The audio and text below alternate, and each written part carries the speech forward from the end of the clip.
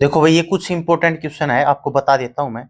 एक आपके एग्जाम के अंदर वाटर गैस आती है, वाटर गैस और प्रोड्यूसर गैस आती है, ये दोनों उद्योग में यूज की जाती है। पहली बात तो ये याद रखना, वाटर गैस के अंदर इन दोनों में कार्बन मोनोऑक्साइड कॉमन है, ये सीओ कॉमन है दोनों के अंदर। लेकिन वाटर वाली को याद करने का तरीका हो सकता है कि H2 आएगा, इसके अंदर हाइड्रोजन आएगा, और प्रोड्यूसर गैस के अंदर आएगा नाइट्रोजन। अब नाइट्रोजन के तीन रूप होते हैं, एक तो सिंपल N2 होता है, एक N2O होता है, और एक होता है NO2। ठीक है, ये सिंपल N2 तो नाइट्रोजन होता है, कोई दिक्कत नहीं। N2O जो होता है वो नाइट्रस ऑक्साइड होती है, हंसाने वाली गैस कहते हैं इसको। और NO2 जो होता है ना, वो होता है नाइट्रोजन डाइऑक्साइड, ये एसिड रेन के लिए रिस्पॉन्सिबल होती है। अगर आपसे कोई पूछे कि एसिड रेन के लिए रिस्पॉन्सिबल गैस की बात करें ना, तो एक तो आप तो NO2 बताओगे और एक बताओगे आप SO2 सल्फर डाइऑक्साइड, ये तो गैस की बात करेगा। लेकिन अगर आपसे पूछ लिया जाए कौन सा एसिड है, तो एसिड की बात करेगा तो SO2 तो बनाता है H2SO4 एसिड, जब पानी के साथ ऊपर जाके रिएक्शन करेगा तो सल्फ्यूरिक एसिड बनाएगा, और NO2 बनाएगा HNO3, जिसको अपन नाइट्रिक एसिड कहते हैं। तो एसिड रेन के लिए रिस्पॉन्सिबल गैस की बात करें तो SO2 और NO2, और अगर एसिड की बात करें तो H2SO4 और HNO3 होती है। ठीक है, उसके बाद अगला पॉइंट है कोल गैस। कोल गैस के अंदर क्या क्या होता है? कोल गैस के अंदर होता है एक तो कार्बन मोनोऑक्साइड, इसमें भी होता है, हाइड्रोजन होता है, एक मीथेन होती है, इसको मीथेन को मार्स गैस कहते हैं, याद रखना इस पॉइंट को। और ये जो सब्जियां होती है, गली सड़ी सब्जियां होती है, धान के खेत होते हैं, और जो आपकी कोयले की खाने होती है, उसके अंदर मीथेन गैस पाई जाती है, और मीथेन का फार्मूला होता है CH4। ठीक है, एल्केन श्रेणी का प्रथम सदस्य होता है एल्केन, एल्कीन, एल्काइन क्या होता है मैं आपको बता दूंगा, कोई दिक्कत नहीं। अब दूसरी बात है गोबर गैस। गोबर गैस के अंदर मीथेन सबसे ज्यादा होता है, गोबर के सड़ने से या गोबर का जब फर्मेंटेशन किया जाता है वो तो ये प्राप्त होती है गोबर गैस, इसके अंदर 65% तो होता है मीथेन। और CO2 कार्बन डाइऑक्साइड जो होता है वो 25% होता है, एक H2 होता है और एक N2 होता है, हाइड्रोजन भी होता है और नाइट्रोजन भी होता है। तो धान के खेत में कोयले में पाएगी, कोयले की खान में, धान के खेत में, गली सड़ी सब्जियों के अंदर क्या पाएगी? मीथेन पाएगी। उसके बाद एक सिगरेट लाइटर होता है ना, सिगरेट लाइटर, आपको सिगरेट पीनी नहीं चाहिए, कारण है क्योंकि उसके अंदर कार्बन मोनोऑक्साइड गैस होती है और बेंजीन होता है। ये कार्बन मोनोऑक्साइड गैस होती है, जहरीली गैस होती है। अगर किसी ईंधन को ना आप वायु की अनुपस्थिति में जलाओगे तो बनेगी कार्बन मोनोऑक्साइड, और अगर वायु की उपस्थिति में जलाओगे तो बनेगी कार्बन डाइऑक्साइड, और ये एक भारी गैस होती है।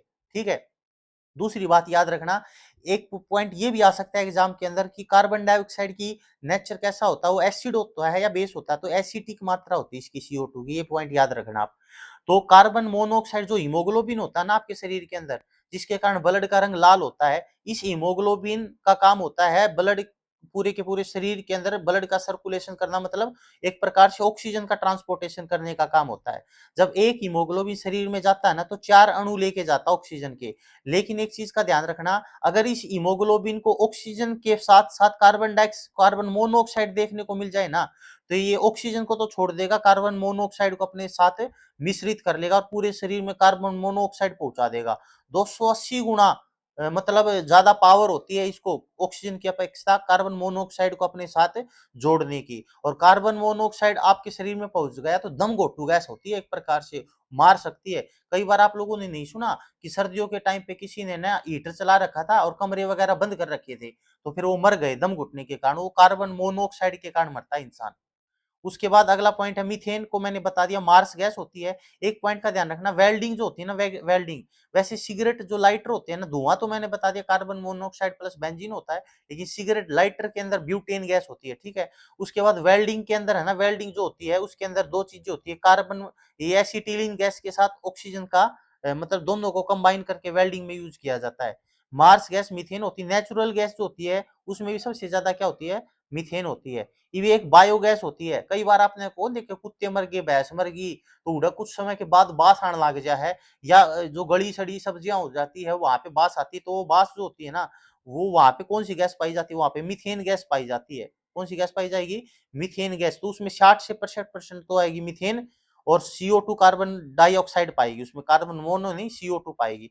एक ऑयल गैस होती है। ऑयल गैस के अंदर मीथेन मिलेगा, एसिटिलीन मिलेगा और एथिलीन मिलेगा। एसिटिलीन का मैंने बता दिया वेल्डिंग में भी यूज किया जाता है।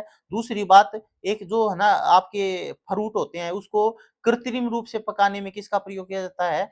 या तो आपको सीधा एसिटिलीन दे सकता है आपके एग्जाम में, ठीक है, या एसिटिलीन ना दे के कैल्शियम कार्बाइड दे सकता है। कैल्शियम कार्बाइड जब जल के साथ रिएक्शन करता है तो एसिटिलीन गैस ही बनाता है। तो कृत्रिम रूप से फलों को पकाने में या तो ऑप्शन में कैल्शियम कार्बाइड देगा या आपको एसिटिलीन देगा, इन दोनों में से एक आंसर हो जाएगा। एक इथेफोन का भी यूज किया जाता है फलों को पकाने के लिए, ठीक है। तो मेरे ख्याल से आपको चीज समझ में आ गई होगी। धन्यवाद, मिलते हैं ब्रेक के बाद।